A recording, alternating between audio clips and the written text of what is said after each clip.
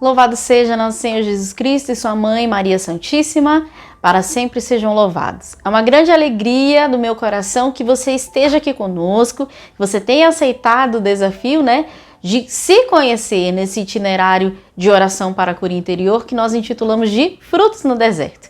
Esse é o nosso segundo vídeo. Se você ainda não teve a oportunidade de ver o primeiro, eu vou deixar o link aqui na descrição do vídeo para você conferir o nosso conteúdo, tá bom? Não se esqueça de já se inscrever no canal, dar o seu joinha nesse vídeo e compartilhar com pessoas que também estão precisando encontrar um sentido, encontrar frutos, mesmo que seu coração esteja aí como uma terra seca, como um deserto, enfim. No primeiro vídeo nós falamos um pouquinho sobre a passagem que vai nortear os nossos encontros. Nós teremos 4 encontros. O primeiro, a apresentação, o segundo, reconhecimento, o terceiro, a misericórdia e o último, a oração. Então nós falamos que a passagem que norteia o nosso encontro, ela está no Evangelho de São Mateus, no capítulo 13, versículos 4 a 8 e depois de 18 a 23. É a parábola do semeador.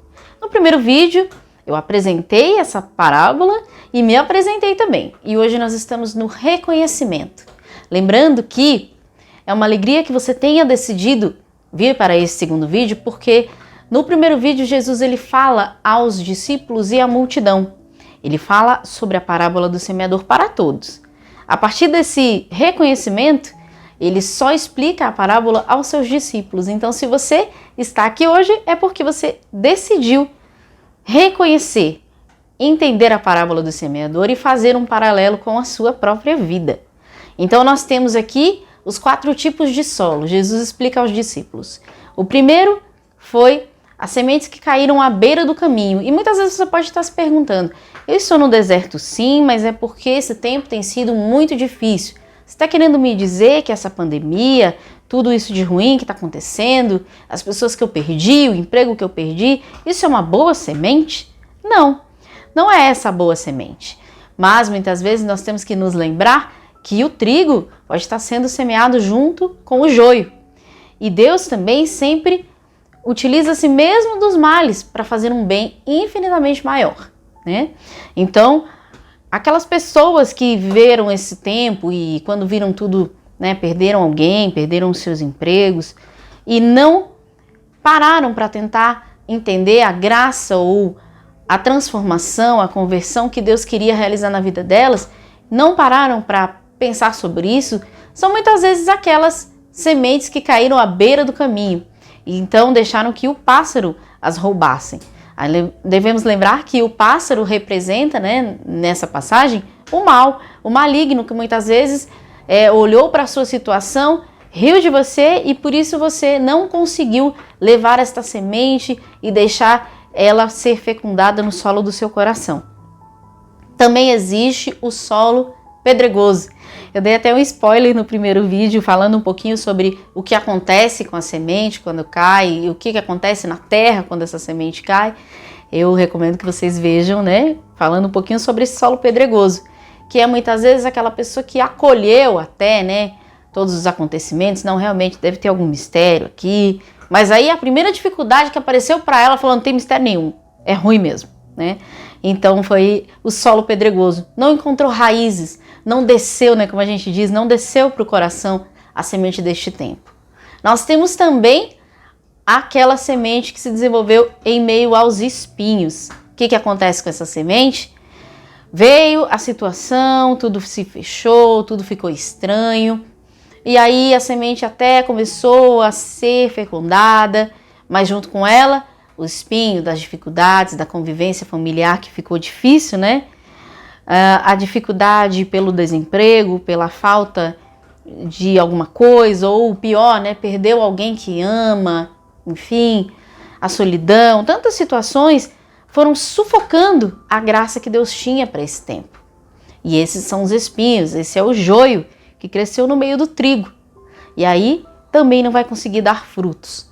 E por fim, a semente que caiu em terra boa, aquela terra que se abriu, que se alargou para receber a semente e que buscou as raízes e que não foi sufocada pelos espinhos e que vai dar frutos. Esse é o reconhecimento dos 4 tipos de solo. E agora eu quero contar para vocês um pouquinho sobre mim, né? O primeiro eu me apresentei brevemente e agora eu vou fazer um reconhecimento. O que aconteceu comigo neste tempo de pandemia? Eu vim para casa e comecei a ficar muito inquieta porque eu sempre fui muito externa, né? Eu quase não parava em casa. E eu comecei a conviver muito com a minha família, muito mesmo. E a minha família é a minha filha, adolescente, e meus 2 cachorros que estão fazendo barulho de fundo aqui no nosso vídeo. E isso começou a me inquietar muito, muito. Então foi aquela hora que a semente caiu e a minha terra, a terra do meu coração, teve que se alargar, abriu um espaço, lembra do buraco? Abriu a depressão para buscar raízes. Então eu me questionava muitas coisas. Minha família não é de verdade? Eu sou uma mãe solo? Eu devo lembrar aqui a frase do Papa Francisco, maravilhosa a frase dele, né? Que não existe mãe solteira, porque ser mãe não é um estado civil. Pois é. E aí eu comecei a me inquietar, porque aí a princípio, tá bom, entendi. Mas aí eu comecei a me inquietar, eu comecei a conviver com a minha família e gostar muito de estar com eles e de cuidar deles e de fazer tudo por eles.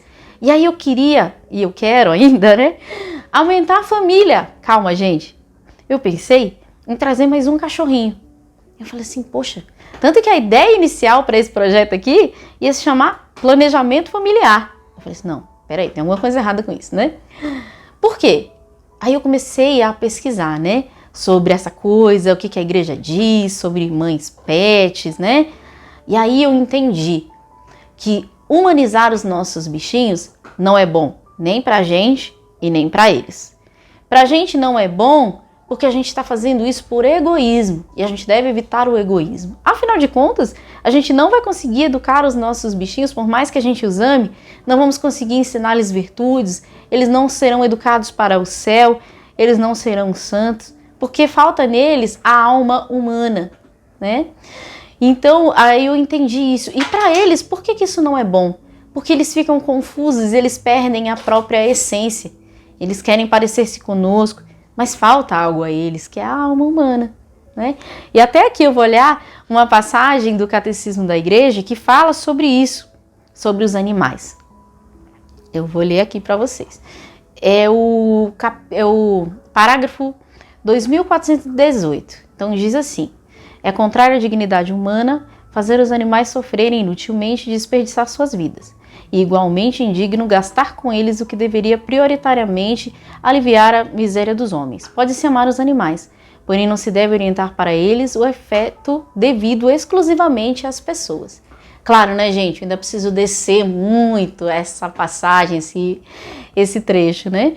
Mas eu acho importante a gente reconhecer, né? Inclusive, eu ouvi essa semana uma frase que eu achei muito pertinente para nós. É mais fácil, era algo mais ou menos nesse sentido, que é mais fácil morrer mártir do que reconhecer os erros.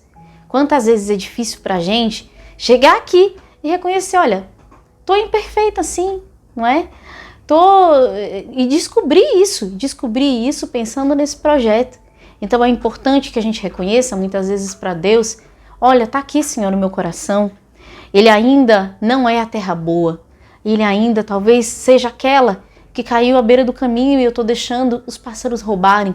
Ou não, Senhor, eu até me alegro, mas o meu solo é pedregoso e aí eu não consigo criar raízes. Ou, olha, eu até me alegrei, até criei raízes, mas junto com os espinhos, com as preocupações, ainda tenho só esse deserto para te oferecer. Mas a gente deve se lembrar que Deus, ele é o Deus impossível e ele pode transformar os nossos desertos em fontes de água viva e fazer com que nós possamos gerar frutos no deserto.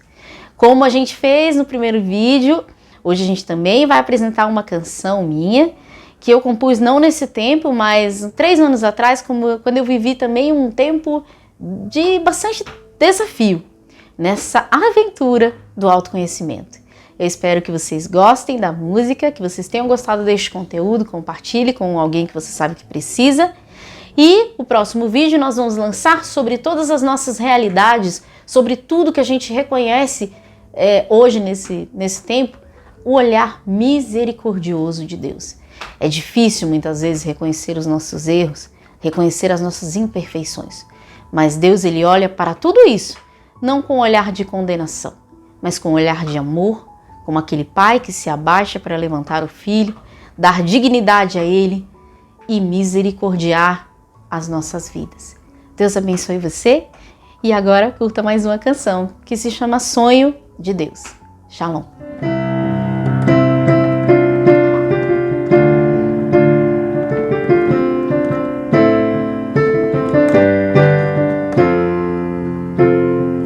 Deus, te peço, acalma o meu coração. Vem comigo trilhar o caminho de me conhecer e não me deixe sufocar pelos medos do que descobrirei. Mas me ajude a tornar-me conforme o Senhor me criou para ser.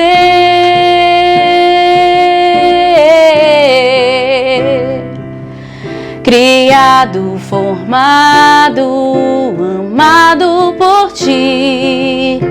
O mundo não abrange tanto amor assim. Tanto procurei fora, tu que estavas dentro de mim. Quero me conhecer, me amar, tornar-me perfeito em ti.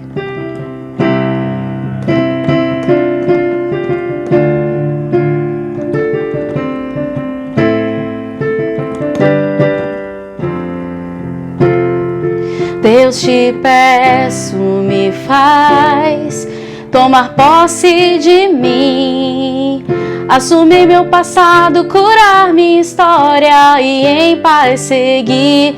E não me deixe tropeçar nas pedras que encontrarei,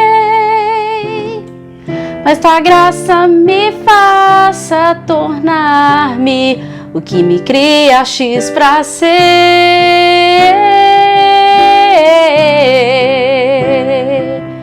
Criado, formado, amado por ti. O mundo não abrange tanto amor assim. Tanto procurei fora, tu que estavas dentro de mim. Quero me conhecer, me amar, tornar-me perfeito em ti.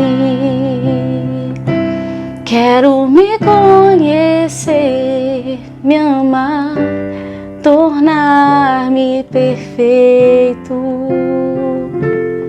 em